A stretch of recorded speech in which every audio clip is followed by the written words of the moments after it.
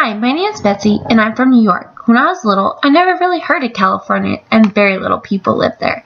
However, when I was just 8 years old, my family and I moved to California because of the gold rush.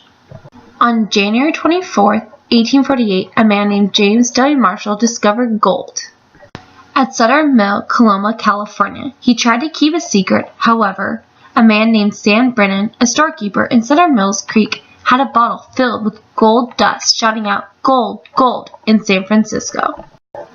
He soon would be the richest man alive, and he never mined for gold. He was planning on selling shovels and mining tools at a high price. He knew the scheme of supply and demand. He began to scream, "Gold, gold," after he purchased every pickaxe and pan in the region. The pan that sold for 20 cents a few days before was now $15 for Brennan. In just 9 weeks, he made just $36,000. In the East, people didn't believe at first. They needed proof. President James Pollock did just that in early December of 1848. He made the rumors of gold in California real. California grew to almost 300,000 people after this. My family and I picked up our little belongings we had in our covered wagon and headed to California on a dream to make it rich. At first, there was only 2 routes we could take. The first was a 6-month sea voyage from New York around the tip of South America to San Diego or San Francisco. Rampant seasickness, bug-infested food, boredom, and high expenses made this route unbearable. My family and I chose the second route that we went on, the Oregon-California Trail. However, we had to overcome rugged terrain and hostile territory. This journey was also 6 months. We almost ran out of food and water till we met a fellow to buy from. Most expensive goods I have ever seen.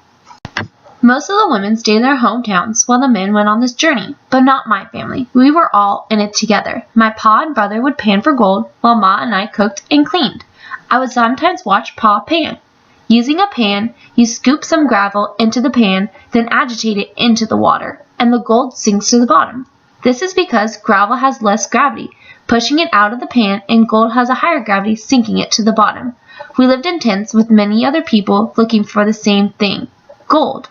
Because of the Compromise of 1850, California became a state much sooner because of the gold rush.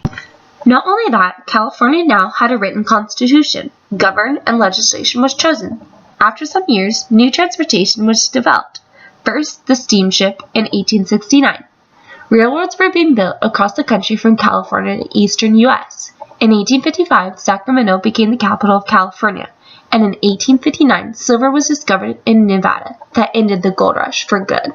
Despite that, me and my family stayed in California to make it rich, even if there was no gold.